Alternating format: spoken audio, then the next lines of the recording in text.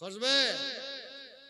আল্লাহ বলছে আমি সংরক্ষণ করার দায়িত্ব নেই। চাচা আপনারা এই যে পর্দাটা করা হলো, তো এই পর্দাটা দেখে কি উপলব্ধি করছেন?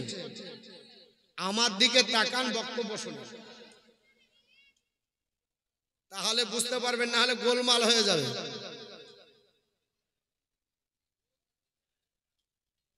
তো ডাক্তার মরিস বুকাইলি 14 দিন ধরে লাশ পাহারা দেয়, দেখি কিছু হয় কিনা, গন্ধ বের হয় কিনা, আঙ্গুল টাঙ্গুল খসে কিনা। 14 দিন পরে অবশেষে তাজবিদ নামক এলাকায় পৃথিবীর জমিনে আল্লাহর কোরআনের এই আয়াতকে সম্মুখে রেখে কলমা পড়ে মুসলমান হয়ে গেল। জোরে বলুন কেন? বলে 1450 বছর আগে যা কোরআন বলেছে ওটাই আমার 30 বছরের প্রচেষ্টা বেকার। আমি কোরআনের ভুল ধরবো চেষ্টা করেছিলাম কিন্তু পারলাম না। কোরআন বুকে নিয়ে থাকেন, কোরআন সঙ্গে নিয়ে থাকেন। আল্লাহর কোরআন যদি আপনার সঙ্গে থাকে, পৃথিবীর যতই বাতিল আসুক না কেন কোরআনের কাছে মাথা তুলে দাঁড়াতে পারবে না। কারণ কোরআন হচ্ছে আল্লাহর জ্বলন্ত মাজেজা। কোরআন কি? আল্লাহর জ্বলন্ত মাজেজা, এটা মুসলমানদের হাতে। কিন্তু মুসলমান লাঞ্ছিত হওয়ার কারণ কোরআন ছেড়ে, মুসলমানদের লাঞ্ছিত হওয়ার কারণ কোরআন থেকে দূরে, হাদিস থেকে দূরে। নামাজ পড়তে যায় যদি বিহায় আসে খুব ঘত্তাল, আর বাপ মরলে 40 দিন পড়ে নিল, চাল সিমে হয়ে গেল, বাস টুপি পাগড়ি যা ছিল জমা দিয়ে মসজিদে চলে আসলো, হয়ে গেছে। কারণ বাপকে মাটি দিয়া 40 দিন শোক পালন করতে হয়। আস্তাগফিরুল্লাহ। এই জাতি শিখবে তো কবে শিখবে? কবে আপনার বলা হচ্ছে জানবে? কবে আপনার বলা হচ্ছে সচেতন হবে? মুসলমান আপনি কোরআন বুকে নিয়ে যদি আপনার বলা হচ্ছে পানিতে আপনার ঝাঁপ দেন তবু আপনার কোরআন বাঁচাবে। আপনারা শুনেছিলেন সালমান আজহারি বলে বিশ্ববিখ্যাত এখন হাইলাইট মুফতি, উনি এক বাতিলের সম্মুখে বলেছিলেন কার ধর্ম সত্য তা প্রমাণ করার জন্য অগ্নিকুণ্ড তৈরি করে ঝাঁপ দিতে হবে, বলেছিলেন না? তাদের বুকে বল ছিল না, আসতে পারেনি। আজকে যদি মুসলমান পরহেজগার হয়, মুসলমান আপনার বুকে কোরআন থাকে, পৃথিবীর কোনো আপনার বাতিল নাই। কোরআনের সামনে দাঁড়িয়ে এই রমজান চলে গেল, রমজান প্রসঙ্গে একটা কথা আমার আপনার বেরিয়ে যায়, বলতে বাধ্য হলাম। এই রমজান থেকে দীর্ঘ চলে যান আরো আপনার 19টি বছর আগের ইতিহাস। সালটা ছিল 2005। জায়গাটার নাম হলো পাকিস্তান। সেখানে একটা ভূমিকম্প হয়েছিল, মাঝে মাঝে ভূমিকম্প হয়, কখনো আইলা হয়, কখনো সুনামি, কখনো ফণি, কখনো আয়াস, বিভিন্ন ধরনের আপনার বলা হয়েছে ভূমিকম্প হয়। সেই জামানায় পাকিস্তানের মাটিতে 2005 সালে ভূমিকম্প হলো। মাসটা ছিল রমজান মাসের 2য় তারিখ। কত তারিখ? 2য় রমজান। আমার মুসলমান বলার উদ্দেশ্য হলো রমজান মাসের 2য় তারিখ 2005 সালে পাকিস্তানের বুকে আপনার ভূমিকম্প আরম্ভ হলো। ভূমিকম্প হলো তো কাউকে বাঁচিয়ে রাখবে না। আপনার 10 তলা 20 তলা বিল্ডিং গুলো আপনার বনে হাঁচে আপনার মাটির তলে তলিয়ে গেল, সব আপনার বনে হাঁচে গটিয়ে গেল, আপনার ঝরঝর করে অতল তলে তলিয়ে গেল, সবাই আপনার হাহাকার লেগে গেল। সকালবেলায় মিডিয়া আপনার হাজির হয়ে গেল, আপনার সাংবাদিকের মাধ্যমে তথ্য জানা যায়। পেপার পত্রিকা দেখেছিলেন বাবা, আনন্দ বাজার পত্রিকাতে দিয়েছিল আপনার পরে হয়েছে পাকিস্তানের বুকে 2005 সালে যে ভূমিকম্প হলো, এই ভূমিকম্পের কবলে পড়ে 80,000 মানুষ তলিয়ে গেছিল। কত হাজার বললাম? 80,000 মানুষ তলিয়ে গেল। কারো বাপ নাই, কারো মা নাই, কারো দাদা নাই, কারো দিদি নাই, এইভাবে এসব যখন হারিয়ে গেল 2005 সালে পাকিস্তানের বুকে এই ভয়াবহ আপনার ভূমিকম্পের কবলে পড়ে আপনার 80,000 মানুষ ধ্বংস হলো। তখনকার প্রেসিডেন্ট ছিলেন মিস্টার মোশাররফ হোসেন। মিস্টার মোশাররফ হোসেন হা হা করে কাঁদতে লাগলেন। আপনার বলে হাতে সাংবাদিকের সামনে তথ্য দেয়, দেশের মানুষেরা তোমরা আমাকে সাহায্য করো। আল্লাহ প্রদত্ত আযাব নেমে আমার ৮০,০০০ জনসংখ্যা আপনার বলে হারিয়ে গেল। গোটা বিশ্বের মাটিতে মিডিয়ার মাধ্যমে খবর সান্ত্বনা দেওয়া হয়, এ মিস্টার মোশাররফ হোসেন, এটা আল্লাহ প্রদত্ত আযাব, মেনে নিতে হবে, কিছু করার নাই। মানুষ হলে ছেড়ে দেবে না, আল্লাহ হলে সবই মেনে নিতে হবে। মিস্টার মোশাররফ হোসেনের মাথা ধরে বসেছিল, আপনার ত্রাণ কার্য চালানো হলো। ঘরের ভিতর থেকে বাইরে থেকে যেখানে পাই ডুবুরির মাধ্যমে লাশ তোলা হয় আর জিসিবি দিয়ে মাটি দেওয়া হয়। দীর্ঘ ১৭ দিন পরে ৮০,০০০ মানুষের গণনা হলো। ৮০,০০০ মানুষ মারা গেছিল।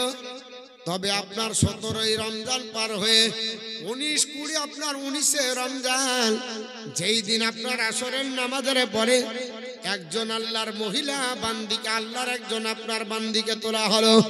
এই মেয়েটার নাম হলো নাফিসা বেগম।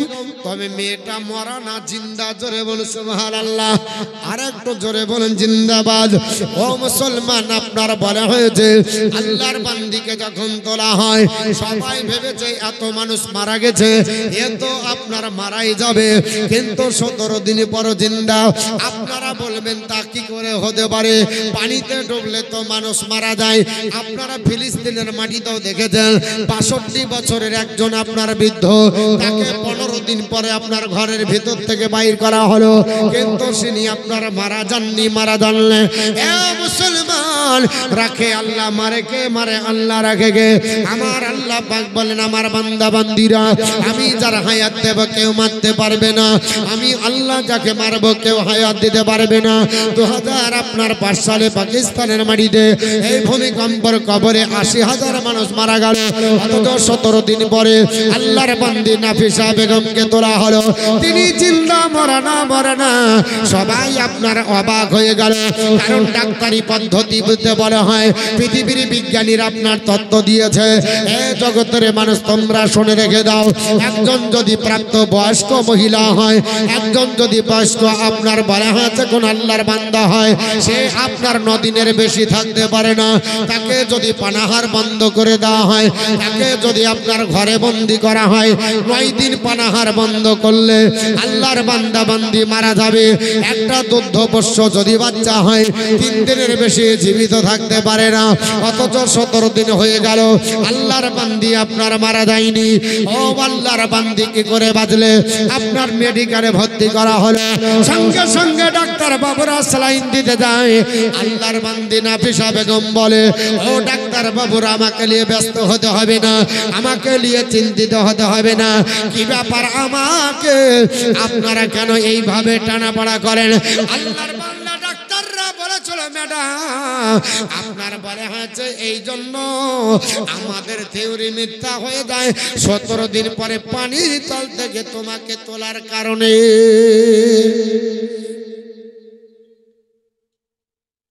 নাফিসা বেগম বলছে ১৭ দিন পর, মানে আমি দ্বিতীয় রমজান মাসে ইফতার করার পরে কোরআন তেলাওয়াত করতে শুরু করেছি নামাজের পরে, আর আল্লাহকে বলেছি, আল্লাহ যতক্ষণ এশার আজান না হবে কোরআন তেলাওয়াত চলবে।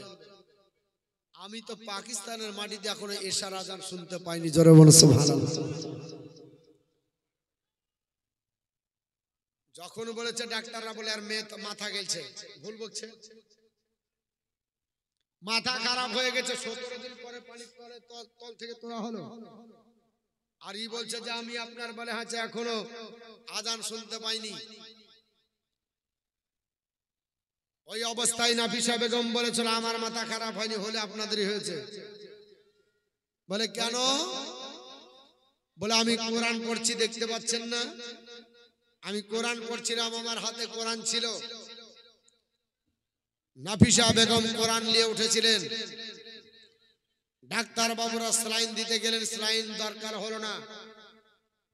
ম্যাডাম পদ্মা আপনার ম্যাডাম আপনার মনে হয়েছে সেই সময় বলেছিল যে আমাদের এটা বিশ্বাসের বাইরে, আপনারাও বলবেন কি করে বাঁচতে পারে, এটা হতে পারে, পানির তলে বাঁচবে কি করে, এটা আপনাদের যুক্তি খারাপ না, কিন্তু আল্লাহর কোরআন যদি বলে যে আমি যাকে বাঁচাবো তাকে বাঁচাতে পারি, এটা সত্য না মিথ্যা? আপনাদের কোরআন পড়া আমাদের কোরআন পড়া আছে, আমরা জানি। আজ থেকে ইতিহাস আলগা করেন, বিগত দিনে চলে যান। আল্লাহর নবী হযরতে নূহ আলাইহিস সালাম, আল্লাহ বলেছেন ও নূহ, যারা তোমাকে মানছে না সবাইকে নৌকার উপর চড়িয়ে লাও, আমি আল্লাহ প্লাবন দিয়ে সবকে একবারে নাস্তানাবুদ করব। আল্লাহ পাকের নবী নূহ আলাইহিস সালাম এক বুড়িকে বলেছিলেন, বুড়ি মা তুমি সতর্ক থাকো, যেই দিন আল্লাহর আযাব নেমে আসবে, ভূমি আপনার প্লাবন আসবে, সেই দিন তুমি আমার নৌকায় চেপে নেবে। হযরতে আপনার নূহ পয়গম্বরকে বলেছিল, বাবা আমি জানতে পারবো না কবে আসবে, তবে তুমি একটু মনে করে আমাকে চাপিয়ে নিও। আল্লাহ পাকের নবী হযরতে নূহ আলাইহিস সালাম বিভিন্ন কাজে ব্যস্ত থাকলেন। আল্লাহ তার স্মৃতি থেকে এই কথাটা উঠিয়ে নিলেন যে বুড়িকে নিতে হবে, কথাটা আল্লাহ তার স্মৃতি থেকে উঠিয়ে নিয়েছিলেন। সবাইকে নিল, বুড়িকে নিতে থেকে গেল।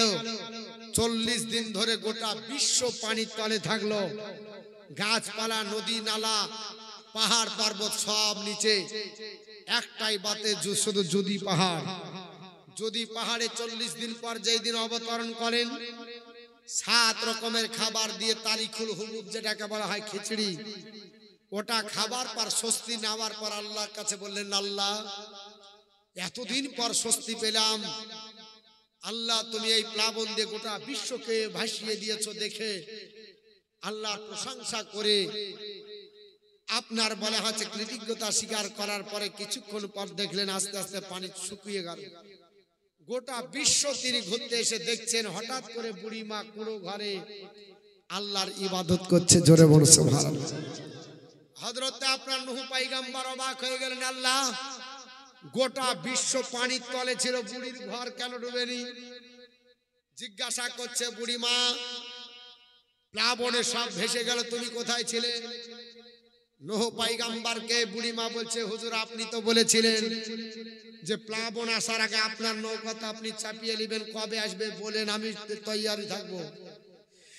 আল্লাহর নবী নূহ পয়গম্বর বলছে, প্লাবন এসে প্লাবন শুকিয়ে গেছে, তুমি এখনো খবর পাওনি? বলছে, না আমার কাছে তো প্লাবন আসেনি। যদি মুসলমান একজন বুড়ি আল্লাহর নবীর আশিক হয়ে থাকার কারণে গোটা বিশ্বকে যদি আপনার প্লাবন দিয়ে ভাসিয়ে দিয়ে বুড়ির ঘরে যদি প্লাবন না যায়, আল্লাহ পাক পানির তলে নাফিসাকে বাঁচাতে পারে না? পারে না? সে তো আপনার বলা হচ্ছে আমাদের নবীর উম্মত, সে তো দোনো জাহানের পয়গম্বরের উম্মত। আল্লাহ আর আপনার বান্দি বলেছিলেন, হে ডাক্তার বাবু আপনাদের থিওরি ভুল হতে পারে, আল্লাহর কোরআন ভুল হতে পারে না। আমি কোরআন বুকে নিয়ে আপনার বলা হচ্ছে বলছি, আমি এটাই নিয়ত করেছিলাম যতক্ষণ এশার আযান না হবে আমি কোরআন স্টাডি বন্ধ করব না। আপনারা আমাকে উঠিয়েছেন, আমি তখনও কোরআন পড়ছিলাম। মুসলমান সে মেয়েটা পাকিস্তানের বুকে 2005 সালের ঘটনা, আজ থেকে 3 বছর আগেও জেনেছিলাম মেয়েটা বেঁচে ছিল। আল্লাহ যাকে বাঁচায় কেউ তাকে মারতে পারে না, আর আল্লাহ যাকে মারে কেউ বাঁচাতে পারে না। এই জন্য আমাদের কাজ হবে আল্লাহ পাকের জিকির করা, আল্লাহ পাকে ডাকা, কারণ আল্লাহকে ডাকতে শিখতে হবে। খোদা তোমায় ডাকতে জানি না, আরে খোদা তোমায় ডাকতে জানি না, ডাকার মতো ডাকিলে খোদা কেমন শোনেন না। খোদা তোমায় ডাকতে জানি না, ডেকেছেন নবী আলী, খোদারে শোনে গেছেন মিলি, দিয়েছেন পরে দখলে এসে রাব্বানা। খোদা তোমায় ডাকতে জানি না। ডেকেছেন মুসা নবী তোর পাহাড়ে গেলেন চলি খোদার নরে পাহাড় জালে মুসা জালে না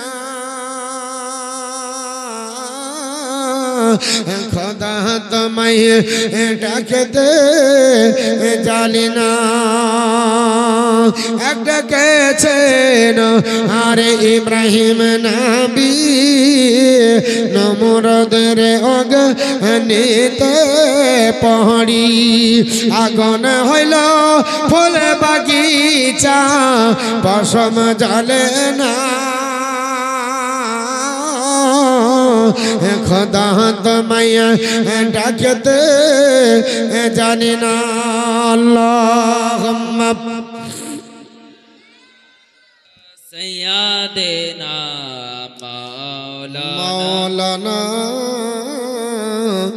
محمد وعلى آل سيدنا مولانا محمد সাল্লাল্লাহু তাআলা আলাইহি ওয়াসাল্লাম। আমার মুসলমান আপনাদের কাছে বলছিলাম তাই কোরআন ডিলিট করতে কেউ পারেনি, আজও পারবে না। তিনটি জিনিসের দুশ্মনী এখনো আছে, আগামী তো আপনার গত ছিল এবং আগামী তো থাকবে। এই তিনটি জিনিস, একটার নাম হলো কালামুল্লাহ, একটা রাসূলুল্লাহ, একটা বাইতুল্লাহ। এই তিনটি জিনিস আগামীতেও আপনার থাকবে দুশ্মন, চিরাচরিত এদের দুশ্মনী করে যাচ্ছে। আপনারা বলবেন কি করে তিনটি জিনিসের দুশ্মন?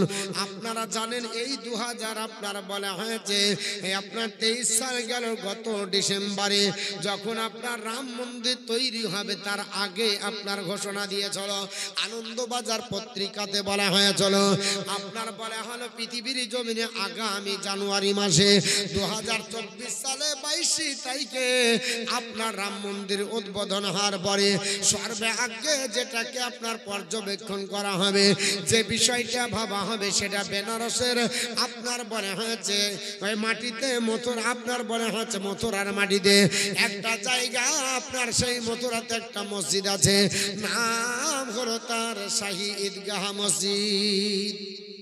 শুনেছেন? শাহী ঈদগাহ মসজিদের ব্যাপারে বলা হলো, এই শাহী ঈদগাহ মসজিদে রামে আপনার বলা হয়েছে শিবের জন্ম, ওটা শিব জন্মগ্রহণ করেছিল। কিছুদিন আগে বলছিল বেনারসের জ্ঞানবাপী মসজিদে শিবের জন্ম, আবার কিছুদিন আগে বলল না না তাজমহলে জন্ম। বন্ধুগণ, কত জায়গায় জন্মগ্রহণ করেছে তারা নিজেও জানে না, যাদের বিচার করে ওরাও কিন্তু বিচারও করা জানে না। এ মুসলমান পৃথিবীর জমিনে আমি আপনাদেরকে বলি, আজ বর্তমান যুগে মুসলমানের বিরুদ্ধাচারণ করার জন্য আজ ইতিহাসের সিলেবাস কম আছে। বাংলা জেনারেল যারা আছেন ভালো করে শোনেন, আমাদের এই ইতিহাসের সিলেবাস ছোট করা হবে। 9, 10 এর ইতিহাস ছোট করে কি করা হবে? তো বলা হচ্ছে ইতিহাসের চ্যাপ্টার গুলো ছোট করে দেওয়া হবে। কোন চ্যাপ্টার ছোট করবে? হনুমানের চ্যাপ্টার থাকবে, অসুবিধা নাই। হরপ্পা সভ্যতা থাকবে, অসুবিধা নাই। মিশরীয় সভ্যতা থাকবে, অসুবিধা নাই। তবে যেটা ছোট করা হবে নাম হলো মুঘল সাম্রাজ্য। কারণ এরা ভালো জানে, জগৎবাসী শুনে রেখে দাও, ভারতবর্ষের মানচিত্রে সবচাইতে বড় যে সাম্রাজ্য তার নাম হলো মুঘল সাম্রাজ্য।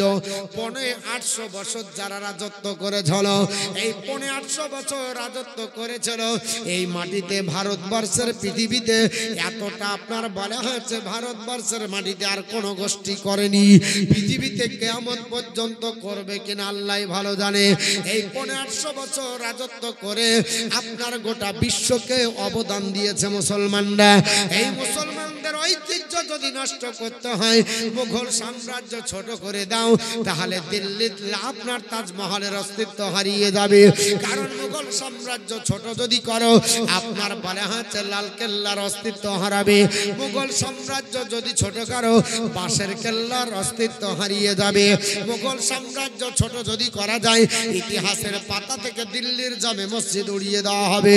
মুঘল সাম্রাজ্য যদি ছোট করা হয়, দিল্লির সরজমিনে জমিনে আকাশচুম্বী মিনার, কুতুব মিনার যেটাকে বলা হয়, কুতুবউদ্দিন আইবকের আপনার জামানায় তৈরি এই কুতুব মিনারটাকে আপনার উড়িয়ে দেওয়া হবে।